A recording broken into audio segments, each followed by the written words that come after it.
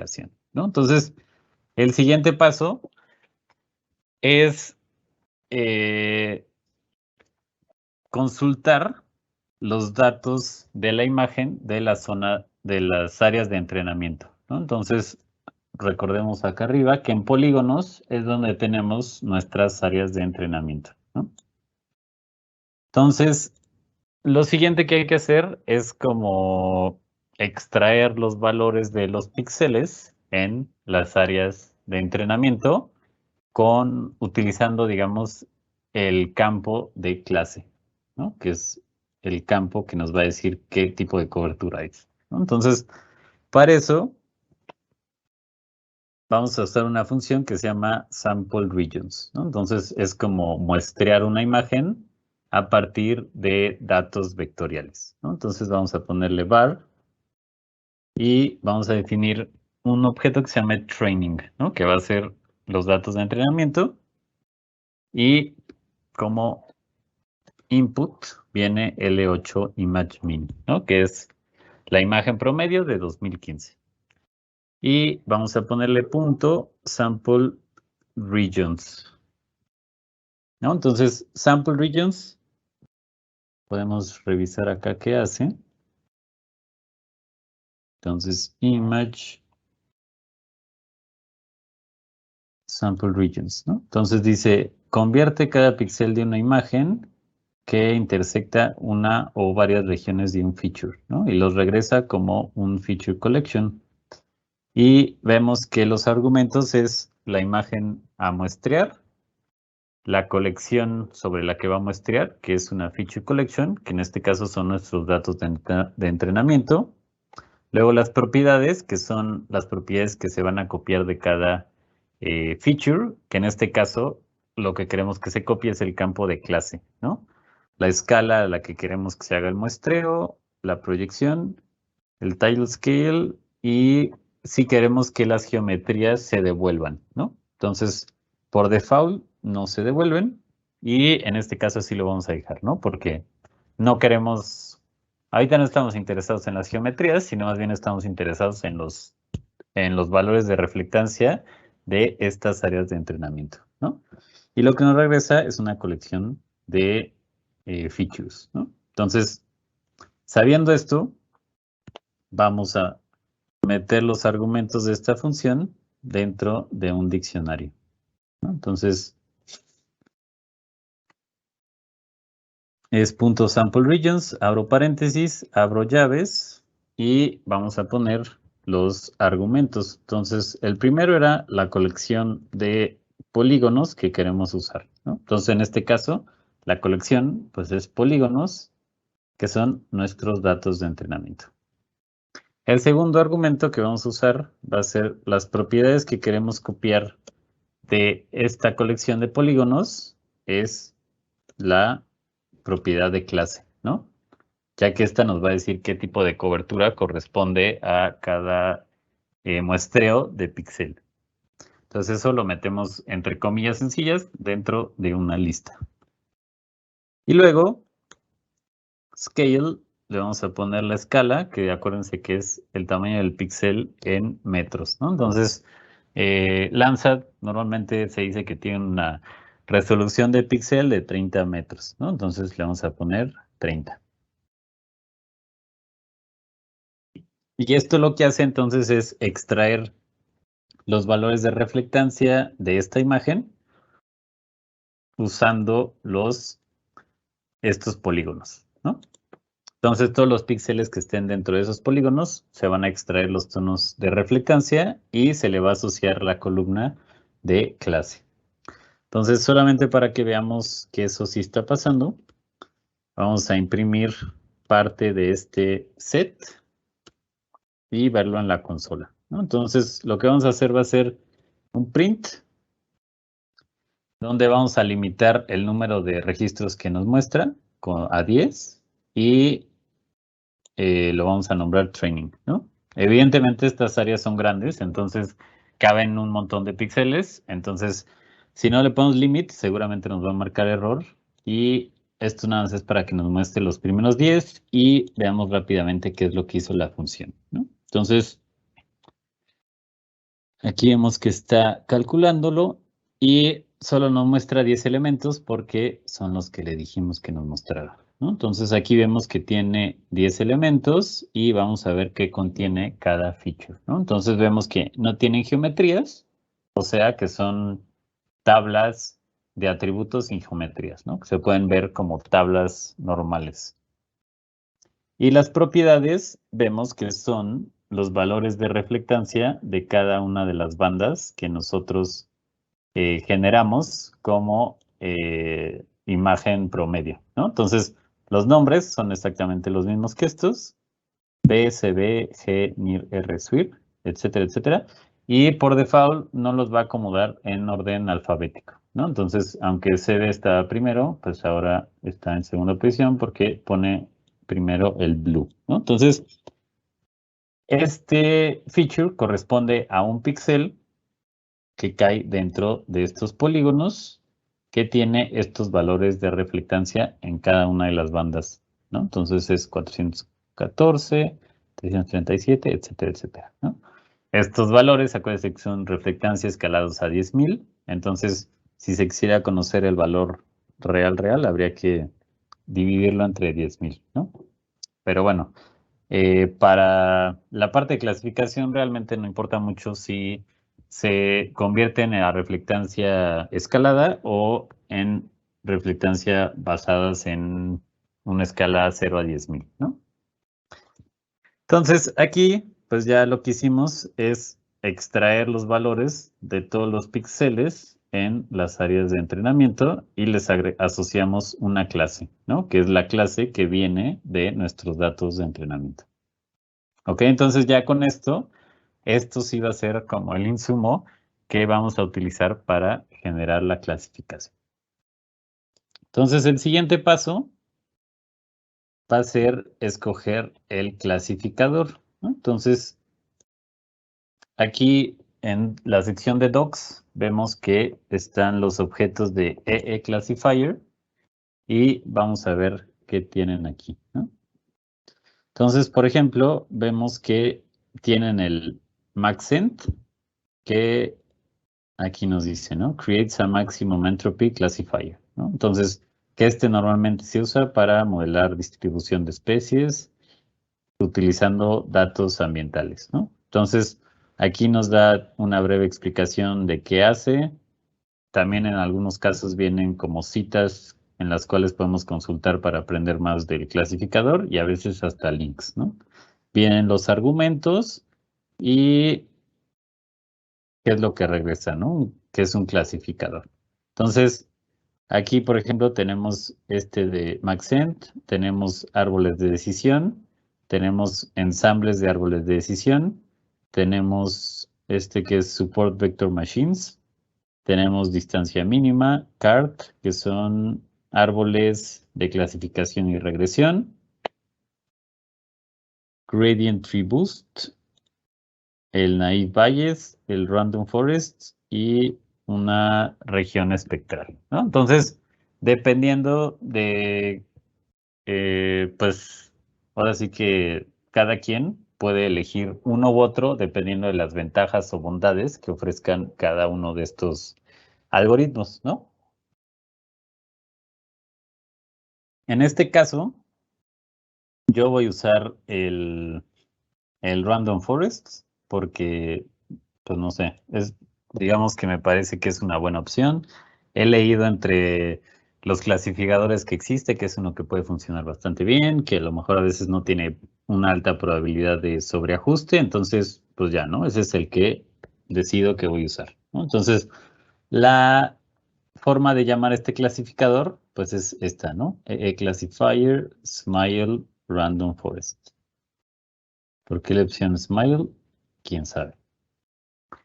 Entonces, aquí lo que vamos a hacer es le pueden dar clic aquí y copian toda esta parte, ¿no? Entonces, copiar y nos lo vamos a traer para acá.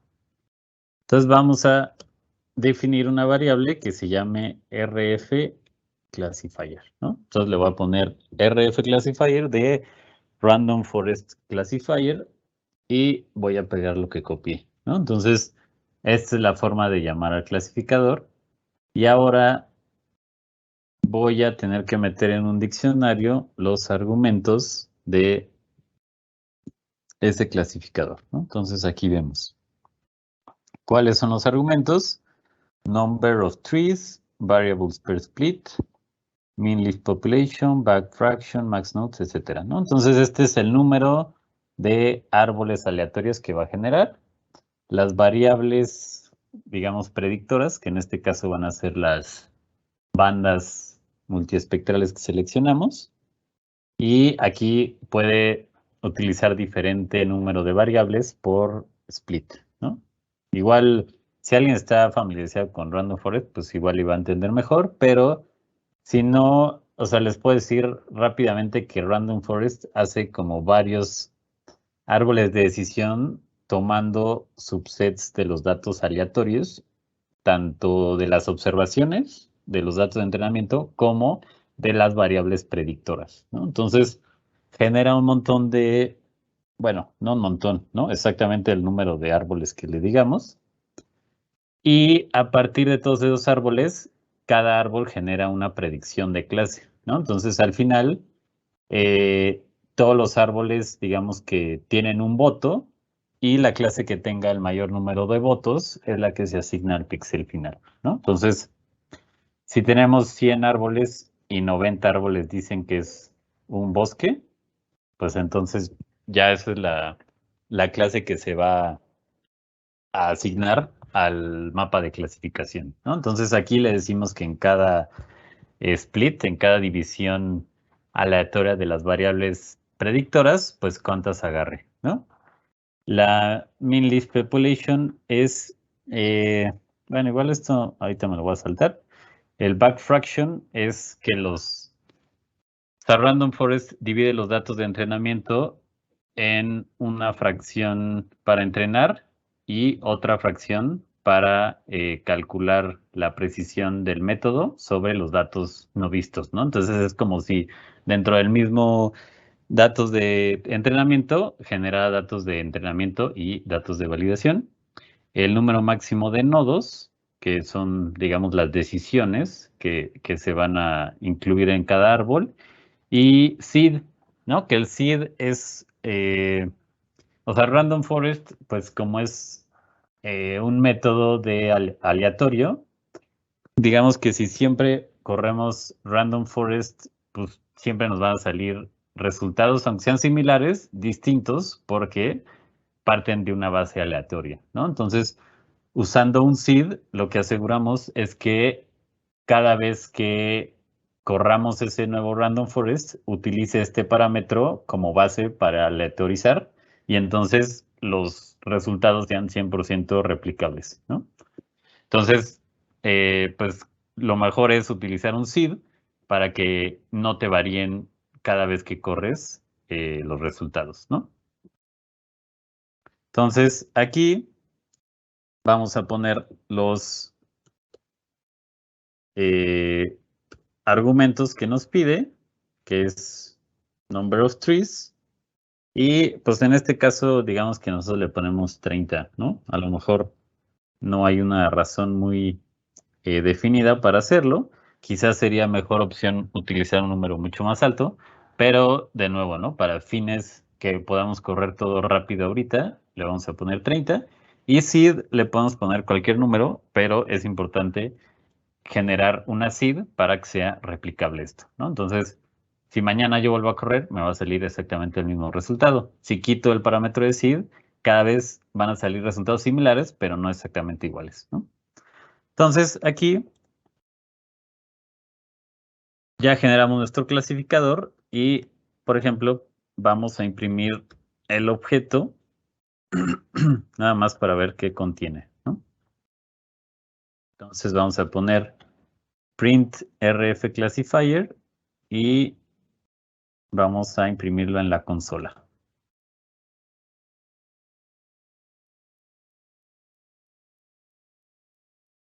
Entonces, aquí lo que vemos es que nos dice que es un classifier de tipo random forest. Y fíjense que aquí guarda como un diccionario tal cual los parámetros que nosotros le dijimos, ¿no? Entonces es el número de árboles y la seed que va a estar utilizando. ¿Ok? Entonces, hasta aquí lo único que hicimos fue seleccionar nuestro clasificador y definirlo en función del número de árboles y sus argumentos, ¿no? Entonces, lo siguiente, recordando los pasos que hay que hacer, es utilizar este clasificador para entrenarlo basándonos en los datos de entrenamiento, ¿no? Entonces, vamos a crear una nueva variable que se va a llamar, en este caso, pues vamos a ponerle un nombre muy obvio, trained classifier, ¿no? El clasificador ya entrenado. Entonces, vamos a ponerle var trained classifier y va a ser igual a el clasificador que ya hicimos o que ya definimos, que es rf classifier, y lo vamos a entrenar, ¿no? Acuérdense que la función o el método para entrenar un clasificador es train, ¿no? Entonces, aquí, como es un método de los clasificadores, lo vamos a encontrar en classifier y vamos a ver qué dice train, ¿no? Entonces dice, entrena el clasificador en una colección de vectores y usando el número de propiedades y features de los datos de entrenamiento, ¿no? Y que la geometría es ignorada. Entonces, nuestros datos de entrenamiento, si recordamos, de todas maneras ya no tenían geometrías, ¿no? Aquí si vemos, son geometrías nulas, ¿no? Entonces, de todas maneras, aunque las hubiéramos exportado en esta parte, en la de sample regions, pues de todas maneras aquí no se usan, ¿no?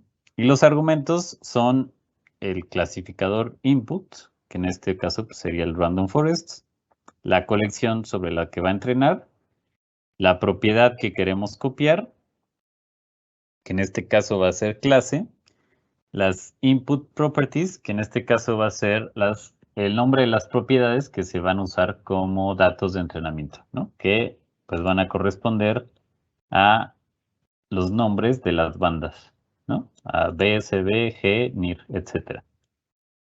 Y pues bien, más cosas como subsampling y subsampling seed, ¿no? Que también esto es la pues, semilla como para que los datos aleatorizados sean replicables, ¿no? Entonces, en este caso, vamos a poner que los features sobre los que va a trabajar van a ser training, ¿no? Que training son los datos de la imagen extraídos en los datos de entrenamiento. Luego, coma, vamos a poner class property, que la class property es la clase de estos datos que nos va a decir cuál es la clase de cobertura o tipo de vegetación, etcétera, ¿no? Entonces aquí, pues se llama clase. Luego vamos a poner que input properties, pues va a ser una lista con el nombre de las bandas, ¿no? Entonces, lo pueden copiar de acá arriba, que es esta misma lista del rename, pero lo voy a volver a escribir para darles un poquito más tiempo, ¿no? Entonces, es CB, B, G, R, NIR 1 y SWIR 2, ¿no? Entonces, estos son las bandas de la imagen y pues simplemente aquí le estamos diciendo, entrena el clasificador con base en estas bandas, bueno, en estas propiedades y digamos que la propiedad objetivo o a la que le tiramos es la clase, ¿no? Entonces, el clasificador va a tratar de encontrar los mejores umbrales para cada una de estas bandas para separar en las 4 clases que nosotros definimos, ¿no? Que eran bosque, no bosque, agua y urbano. Entonces, aquí ponemos punto y coma Y ya quedó entrenado nuestro clasificador, ¿no? Entonces lo siguiente sería, veamos qué contiene este clasificador. Entonces vamos a poner trained classifier con un print y pues lo voy a llamar igual, ¿no? Entonces, trained classifier es el clasificador ya entrenado. Aquí hubo un error.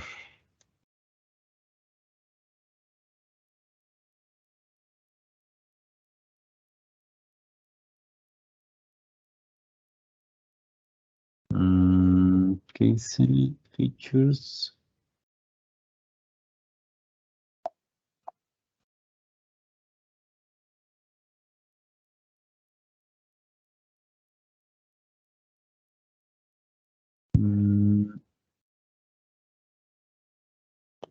Pues aquí hubo un error, pero no sé si escribí mal esto.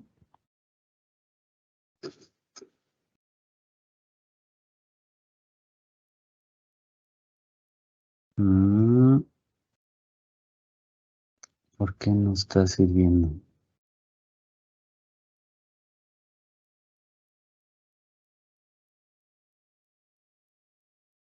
Ah, ya vi.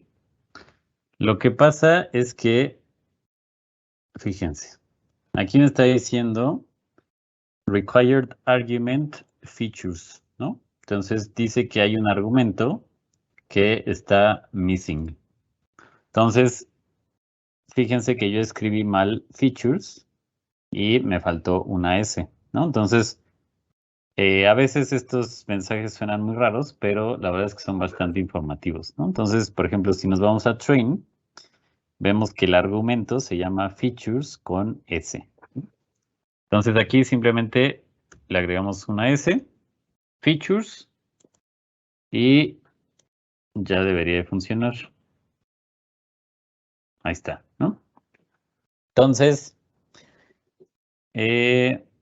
aquí ya vemos el trained classifier y, por ejemplo, vemos que contiene el clasificador que se usó, que es el random forests, las propiedades de input, que son las propiedades de las bandas, y la class property, que es la objetivo, que es clase, ¿no?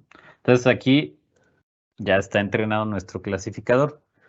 Entonces, el siguiente paso sería utilizar este clasificador entrenado para aplicarlo sobre toda la imagen, ¿no?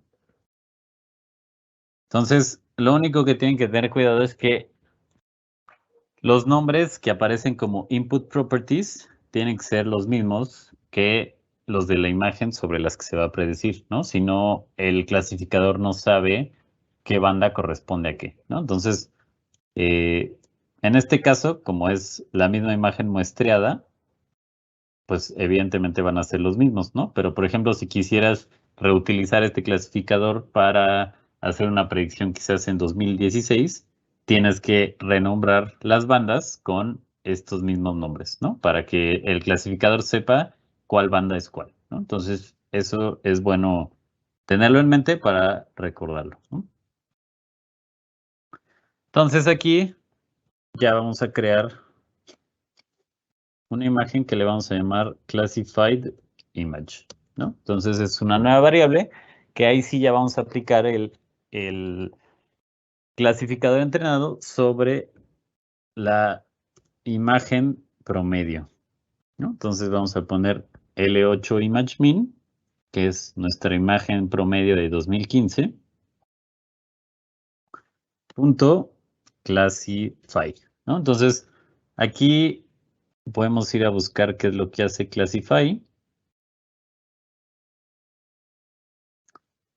Y aquí dice, ¿no? Entonces, el método classify dice clasifica una imagen y pues como argumentos toma un clasificador y un output name, ¿no? Entonces, aquí nos va a generar una clasificación en función del clasificador entrenado que usemos y por default dice que el nombre de la banda que se va a regresar va a ser classification, ¿no? Y este tipo, bueno, más bien esta función lo que regresa es una imagen, ¿ok? Entonces, vamos a ponerle que el clasificador se llama classifier. Entonces, de nuevo, con un diccionario le ponemos classifier y va a ser el trained classifier, ¿no? Ya este lo deja, el otro argumento, el de output name, lo vamos a dejar por default, pero entonces ya sabemos que la banda que nos va a regresar esta función va a ser una imagen con una banda que se llama classification.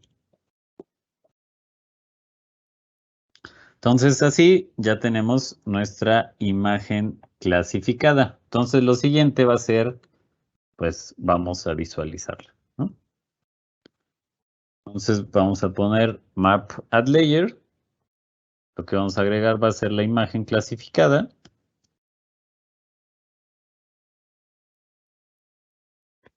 Dentro de un diccionario vamos a poner los parámetros de visualización, ¿no? Entonces, en este caso, sí sabemos de antemano cuál es el mínimo y cuál es el máximo, ¿no? El mínimo sabemos que es 0, porque la clase, o sea, digamos que nuestras clases van de 0 a 3, ¿no? Entonces, el mínimo va a ser 0 y el máximo, pues debería ser 3.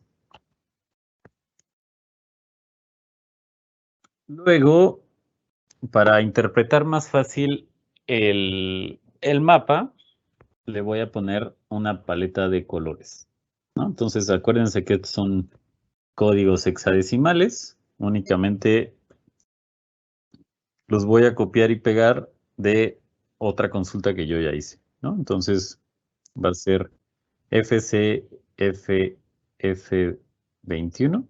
Acuérdense que casi todos los hexadecimales empiezan con el simbolito de gato o numeral. Luego va a ser 20 de A25. Luego va a ser gato 05A9DA. Y luego va a ser gato da, ¿no? Entonces da. Entonces, estos códigos, por ejemplo, los podemos buscar en la página que les mostró Gabriel. Entonces, podemos poner hexadecimal color, ¿no? Vemos acá. Y podemos copiar este. Y aquí lo pegamos, ¿no? Le quitamos el gato y le damos enter y ya nos dice, ok, el primero es amarillo, ¿no? Luego el segundo, le vamos a quitar el gato y aquí lo podemos pegar. Ah, pues es verde, ¿no? Entonces acuérdense que el 0 era no bosque. El 1 bosque, 2 urbano y 3 agua, ¿no? Entonces el 0 va a ser no bosque amarillo. Luego el 1 bosque verde. Luego el tercero va a ser azul. Y el último va a ser gris, ¿no? Entonces, me parece que los voy a voltear, porque más bien el gris debería ser el urbano y el agua el azul, ¿no? Entonces, estos los voy a voltear. Ya, ¿no? O sea, esto solamente es para visualizarlo e interpretarlo de manera más fácil. Entonces, guardamos y corremos.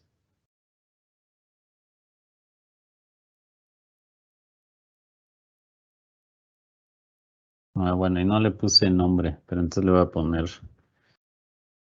clasificación Random Forests con Landsat 8 de Surface Reflectance, ¿no? Entonces, solamente es como para que no me muestre nada más layer 4, ¿no? Entonces, vuelvo a correr. Acuérdense que vuelve a correr todo el script.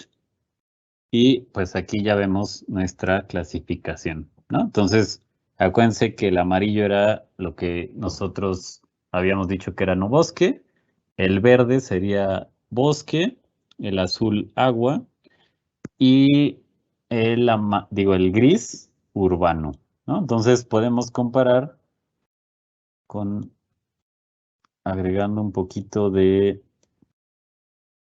acuérdense que esta barrita es transparencia.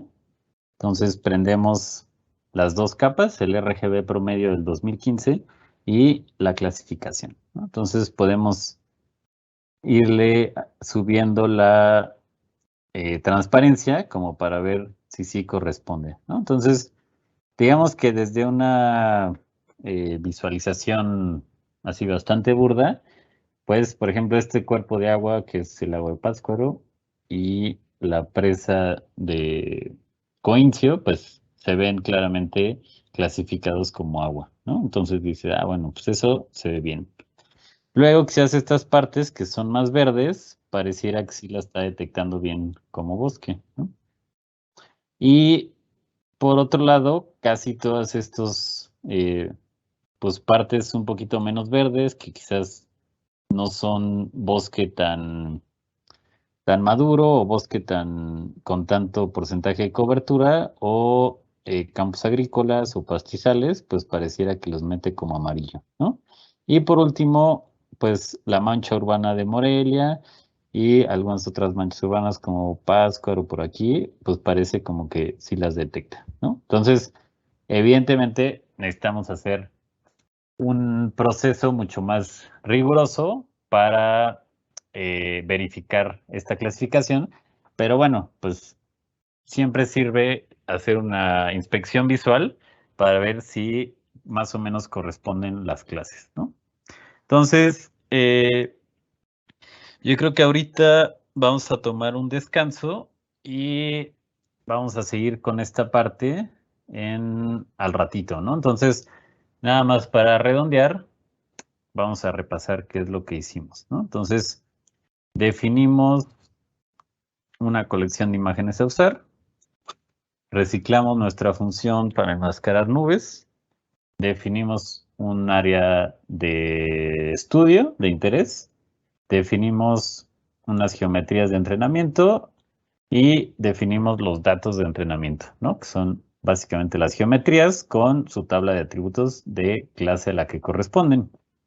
Luego filtramos la colección de imágenes y enmascaramos nubes, ¿no? Después calculamos el promedio de la reflectancia de todas las bandas de esta colección y nos quedamos únicamente con las bandas del 1 al 7, ¿no? Que corresponden a estas bandas, ¿no?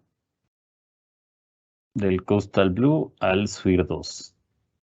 Después agregamos una propiedad del año a la que corresponde. Hicimos un muestreo de las áreas de entrenamiento para extraer los valores de reflectancia de la imagen para estos sitios de entrenamiento y asociarlos con cada clase, ¿no? Después escogimos un clasificador, lo definimos con algunos de sus parámetros y lo entrenamos definiendo cuáles son las propiedades como predictivas o sobre las que se va a hacer la predicción y la propiedad objetivo, ¿no? Que es la clase. Y por último, clasificamos el clasificador basado en la imagen.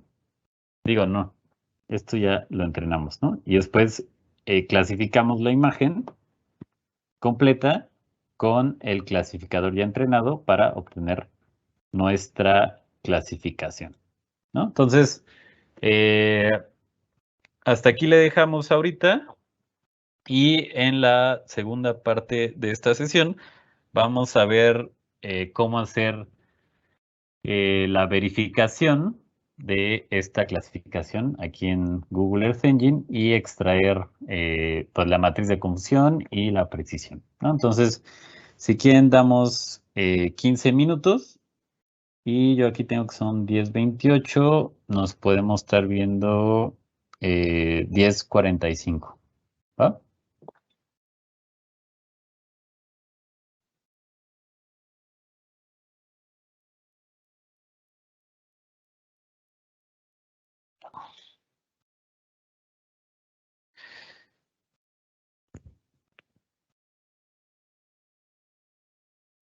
Bueno, eh, vamos a continuar con la sesión. ¿Alguien me podría confirmar si ya me están oyendo y viendo?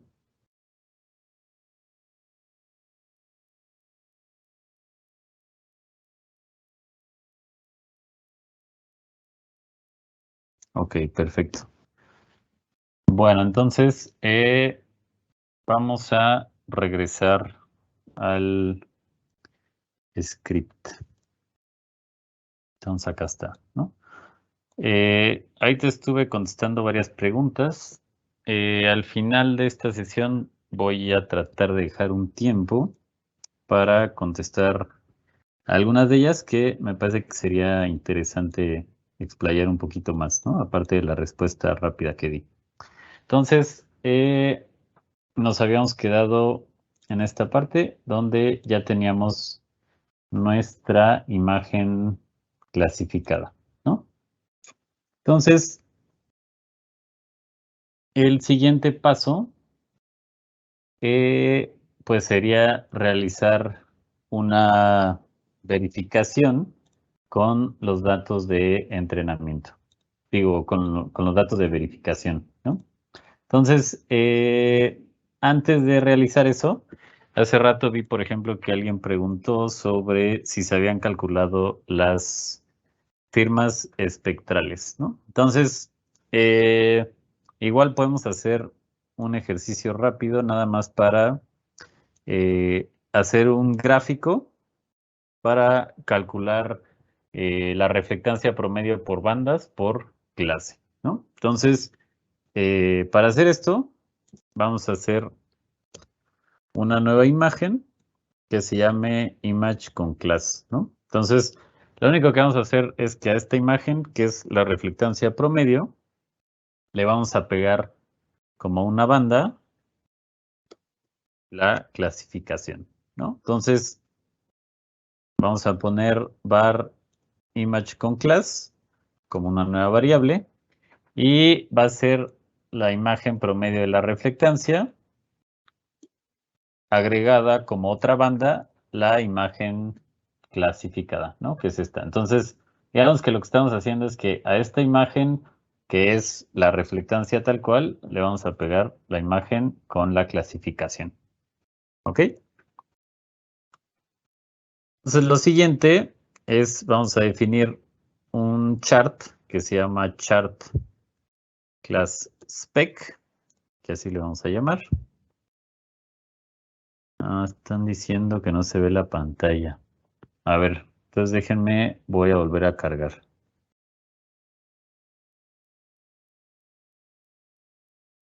A ver, ¿alguien me podría confirmar que ya se ve la pantalla? Va, perfecto. Entonces, voy a regresar tantito. Lo que estaba diciendo es que ahora vamos a calcular la reflectancia promedio por clase en cada una de las bandas de la imagen de reflectancia promedio de 2015, ¿no? Entonces, para eso voy a definir un nuevo objeto que se llama image con class, img con class, que simplemente va a ser la imagen de reflectancia promedio y le vamos a agregar como banda la imagen clasificada, ¿no? Entonces les decía que realmente lo que estamos haciendo es que a esta imagen multiespectral que contiene la reflectancia de la superficie le vamos a pegar la clasificación como otra banda, ¿no? Entonces eso lo guardamos como image con class. Me estoy acordando que también creo que pidieron el script porque algunas personas se habían trabado, ¿no? Entonces lo voy a copiar y pegar rápido, nada más para que ahí lo tengan, ¿no? Acuérdense que quedamos que estos scripts se van a entregar posteriormente como al material del curso. Entonces, para que posteriormente pues se pueda repetir los ejercicios de manera un poco más calmada, más lenta y ver dónde están los errores, ¿no? Entonces, bueno, entonces le decía que iba a ser un gráfico donde se iba a ver la reflectancia promedio por clase, ¿no? Entonces acuérdense que para crear los gráficos se usa UI chart y después se indica qué tipo de gráfico se quiere hacer, ¿no? Entonces aquí, por ejemplo, nos vamos a UI chart y vemos image by class, ¿no? Entonces vemos que metes una imagen, tienes que tener una banda que indique qué clase es, las regiones, el reductor que vas a usar para generar el gráfico, la escala y, por ejemplo, cuáles quieren que sean las etiquetas de las clases y las etiquetas del eje de X, ¿no? Entonces, aquí vamos a hacer un gráfico de barras. Entonces, vamos a poner que la imagen que queremos graficar es image con class. Bueno, no graficar, pero a partir de la cual queremos generar el gráfico es image con class. Luego vamos a vamos a decir que el argumento de class band es pues la banda que contiene la clasificación en esta imagen, ¿no? Entonces acuérdense que es la banda que pegamos aquí. Entonces, ¿se acuerdan que por default la banda se llamaba classification, ¿no? Entonces, como no le hemos renombrado, le vamos a poner que la banda que tiene la clase es classification. Ahora el reducer que vamos a usar, pues en este caso queremos calcular la reflectancia promedio. Entonces vamos a utilizar un reductor promedio, ¿no? Reducer.min. Las regiones, que es el argumento region, le vamos a poner que es los polígonos, que son los datos de entrenamiento, ¿no?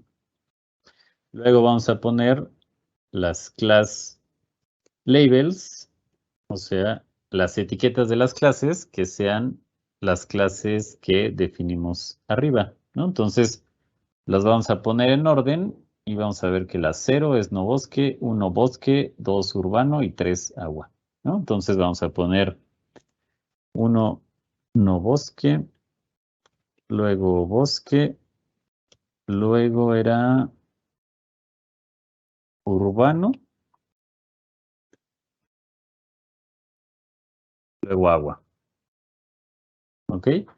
Y luego, para que no se tarde tanto, voy a ponerle que lo haga una escala de 240, ¿no? Entonces, que haga esta operación de sacar el promedio de la reflectancia de la imagen por clase, pero a una escala de 240 metros, ¿no? Es decir, agregando varios píxeles que tiene una resolución de 30. Entonces aquí generamos este, ¿cómo se dice? Este gráfico y lo vamos a imprimir después, ¿no? Acuérdense que los gráficos se generan y ya una vez que se generan, los tenemos que agregar a la consola para poderlos ver, ¿no? Entonces vamos a poner print chart class spec y solamente voy a poner un nombre para ver qué es, ¿no? Entonces volvemos a guardar y corremos, ¿no?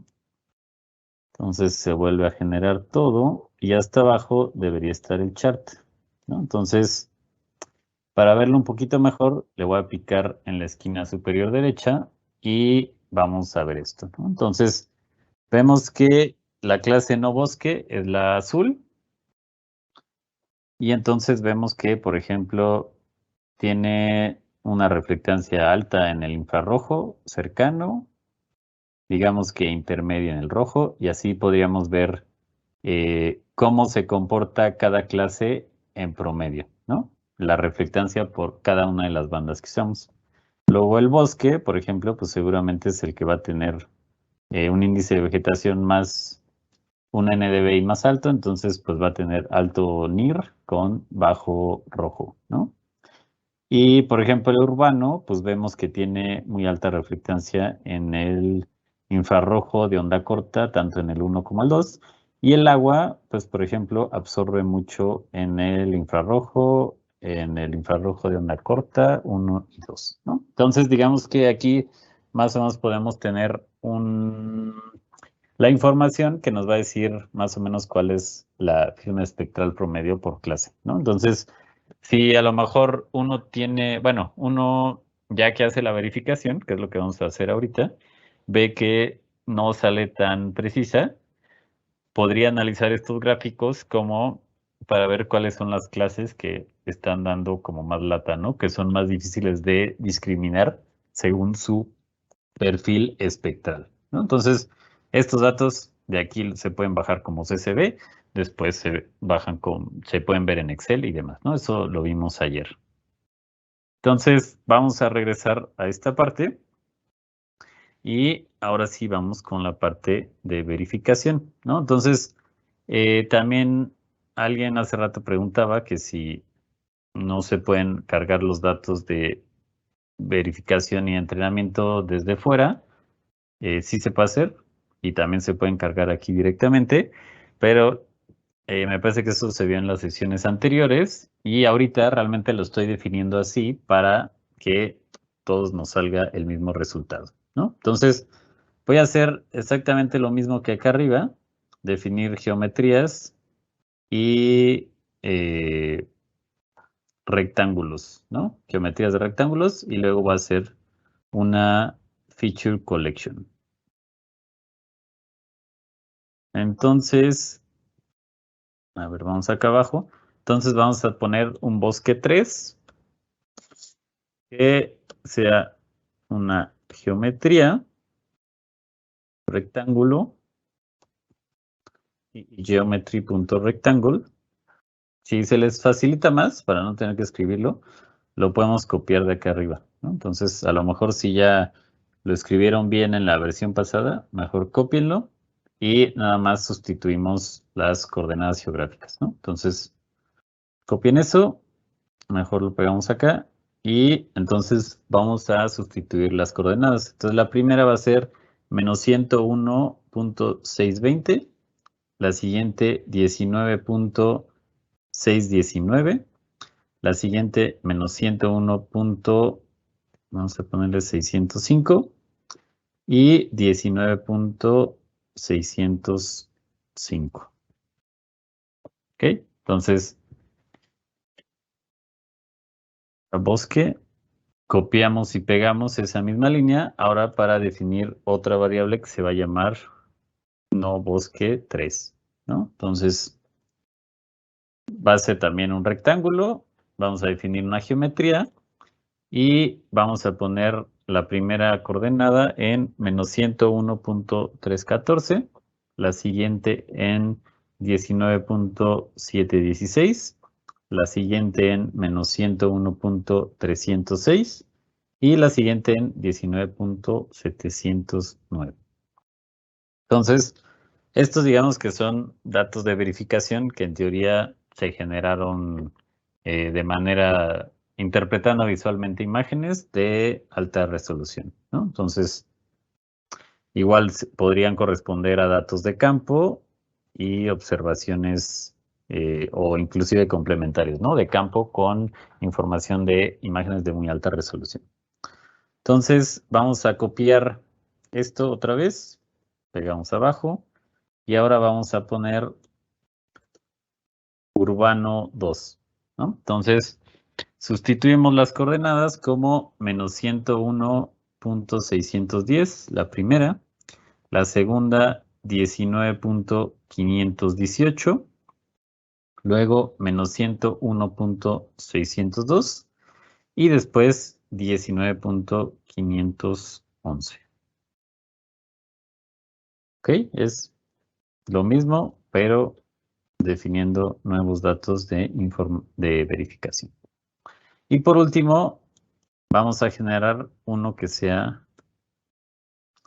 agua 3, ¿no? Entonces va a ser un rectángulo, la primera coordenada va a ser menos 101.273, luego 19.612, luego menos 101.273 y por último 19.612, ¿no? Entonces, vamos a generar un rectángulo de verificación para cada una de las clases, ¿no? Entonces, pues por eso tenemos 4. Después, pues vamos a hacer exactamente lo mismo que arriba, ¿no? Si se les facilita, copien esto y nada más lo vamos a modificar un poco, ¿no? Entonces, yo lo voy a escribir completo para darles un poquito más de tiempo. Entonces va a ser polígonos verif, que son los de verificación, y va a ser una feature collection donde dentro de una lista tenemos que meter todos las geometrías que hicimos como features y agregarle la tabla de atributos de clase, ¿no? Entonces voy a poner que la geometría sea noBosque3 y la tabla de atributos sea clase 0, ¿no? En este caso, noBosque es 0, luego 1, 2 y 3. Ok. Entonces, nada más hay que tener cuidado que sean las mismas números que usamos ahí arriba, ¿no? Entonces, bosque 3 hace la geometría y el diccionario va a ser clase 1, ¿no? Luego es otra coma, otro vector, agua, no, iba urbano, ¿no? Entonces va urbano 2 y el diccionario es la clase, esto tiene que ir acá adentro. Este da 2, ¿no? Clase 2. Ajá. Y ¿dónde está esto? Y por último hacemos el otro feature que va a ser agua 3 con clase 3.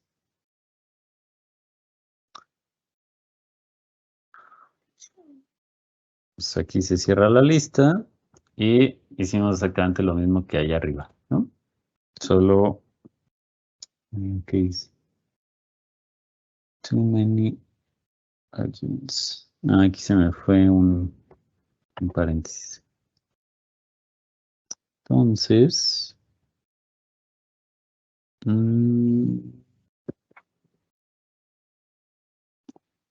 a ver qué. Es que aquí hay un error, pero déjenme ver dónde está. Ok, este sobra. ¿No? Cuando dice unexpected token, aquí te marca en cuál línea está y entonces dice 117, ¿no? Y aquí tenía un espacio, un paréntesis extra, ¿no? Entonces simplemente cuando veas syntax error, a veces que tienes algo de más. Entonces suele ser un paréntesis, una llave, un corchete, ¿no? Entonces así ya debería de correr, ¿no? Entonces ya tenemos nuestros polígonos de verificación. Entonces los podemos agregar al mapa, nada más para ver dónde están. Entonces ponemos mapa layer, vamos a meter un diccionario vacío y vamos a poner mapa layer, polígonos verif, que es este objeto, diccionario vacío de visualización y vamos a ver esto, ¿no? Entonces guardamos, corremos.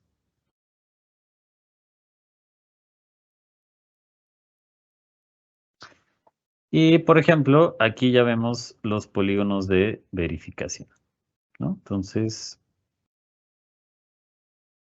hay uno que no aparece, que deberían ser 4. Mm, mm, mm, mm.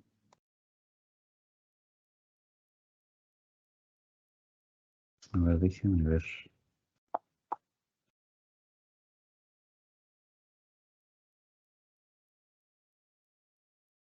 Bueno, supongo que ahí está, pero está muy chiquito. Entonces voy a ver cuál es el que falta.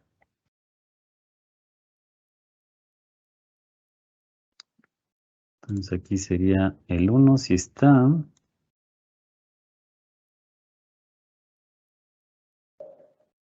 El 2 también, ¿no?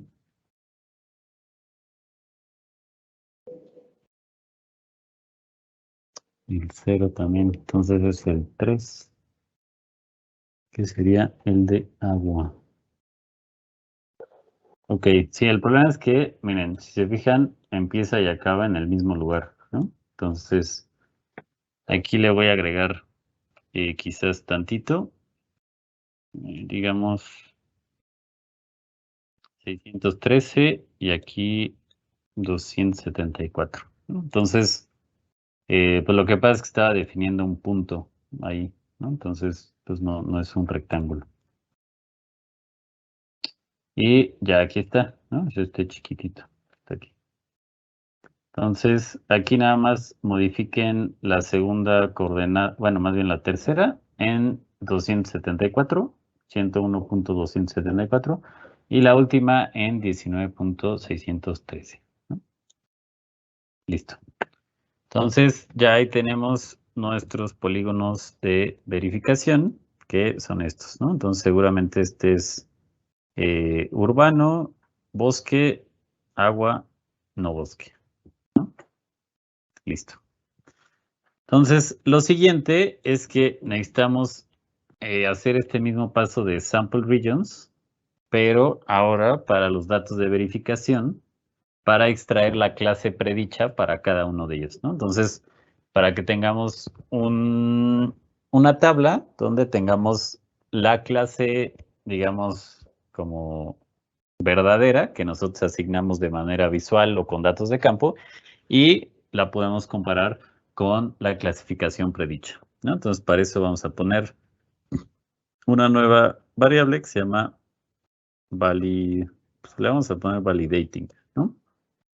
Y entonces aquí vamos a hacer exactamente esto de sample regions, pero ya no vamos a usar la imagen de reflectancia, ¿no? Porque ahorita ya no estamos interesados en sacar la reflectancia de estas áreas, sino más bien la clase predicha por nuestro clasificador, ¿no? Entonces, vamos a meter la imagen classified image, ¿no? Que es nuestra clasificación, ¿no? Que está por aquí, classified image, ¿no? Y vamos a aplicar la misma función de sample regions. Y dentro del diccionario vamos a meter los argumentos, ¿no? Entonces, collection, hacer polígonos verif. Las propiedades van a ser clase, que son la propiedad que nos dice la clase de cobertura. Y le vamos a poner scale igual a 30, ¿no? Que es el tamaño de píxel de Landsat. Y con esto lo que vamos a hacer va a ser ahora obtener una tabla en la que vamos a tener la clase como ground truth, como verdadera, y la vamos a poder comparar con la clase predicha, ¿no? Entonces vamos a imprimirlo a la consola, nada más para verlo. Entonces ponemos print validating.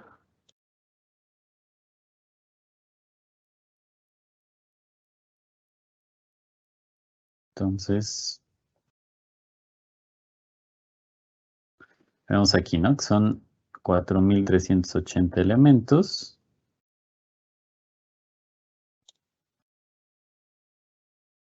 Bueno, está un poco pesado. Solo le voy a poner que los limite a 10.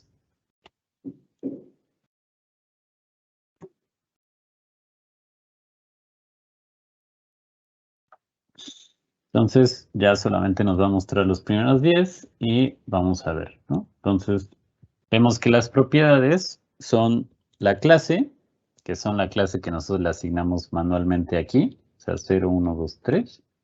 Y ya también tiene la clase predicha por nuestra clasificación, ¿no? Entonces aquí ya tenemos los dos datos que vamos a querer comparar para calcular nuestra matriz de error y la precisión de la clasificación, ¿no? Entonces, pues ya lo último va a ser calcular la matriz de error y la precisión, ¿no? Entonces vamos a agregar una función, una variable que se llame validErrMat, ¿no? La matriz de error de validación. Entonces vamos a meter los datos que acabamos de generar, que es esta tabla que se llama validating. Y vamos a buscar la función de error matrix, ¿no? Entonces, de sample regions nos saca un feature collection. Entonces aquí podemos buscar la función de error matrix, ¿no? Entonces dice, nos da la matriz de error para una colección comparando dos columnas de una colección. La primera contiene los valores actuales y la otra los predichos, ¿no? Entonces aquí justo tenemos los valores actuales, que es clase, y los predichos, que es la classification, ¿no? Entonces, los argumentos va a ser la colección, que en este caso va a ser validating, la actual, que va a ser el nombre de la propiedad de clase, la predicted, que es el nombre de la clasificación. Bueno, el nombre de la predicha, que es classification, ¿no? Y nos va a regresar una confusion matrix. Entonces aquí le damos error matrix, que así se llama la función, y dentro del diccionario vamos a meter los argumentos, ¿no? Entonces, actual es como el verdadero, vamos a poner clase, ¿no? Y el predicted le vamos a poner classification, ¿no? Entonces, cerramos esto, ¿no? Entonces, así ya tenemos nuestra matriz de error. Y lo siguiente es que queremos calcular también la precisión, ¿no? Entonces, la precisión se calcula a partir de la matriz de error. Entonces, vamos a poner var, vamos a poner validAc como la nueva variable y vamos a meter validErrMat, ¿no? Entonces, es la matriz de error y a partir de ella vamos a calcular la precisión. Entonces, la función que se usa es tal cual en inglés, accuracy, ¿no? Entonces, hasta aquí, pues ya muestreamos las regiones de los datos de verificación, que son estos polígonos, y extrajimos la propiedad de clase, ¿no? Después, aquí con esto ya tuvimos la tabla que tiene los datos como actuales y los predichos, y entonces calculamos la matriz de error diciéndole cuál es la actual, bueno, la verdadera, no la actual, y la predicha, ¿no?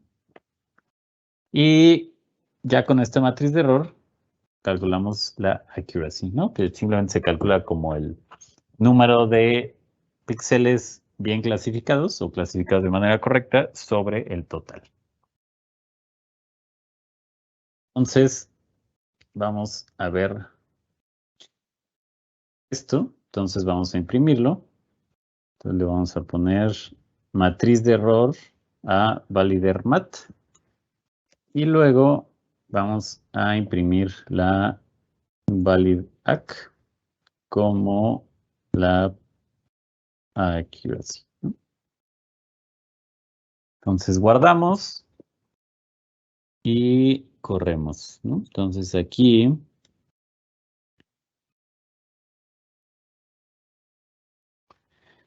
vemos ya entonces los resultados, ¿no? Entonces la matriz de error nos la devuelve en un formato un poco extraño, pero digamos que este sería el primer renglón, el segundo, el tercero y el cuarto, ¿no? Y entonces cada uno tiene 4 columnas, ¿no? Entonces este sería el número de píxeles que eran la clase 0 y que se predijeron bien como 0, ¿no? Y en cambio, por ejemplo, vemos que 0 eran la clase 0 y se predijeron como la clase 1. Y luego hubo 8, que en verdad eran la clase 0, pero se predijeron como la clase 2.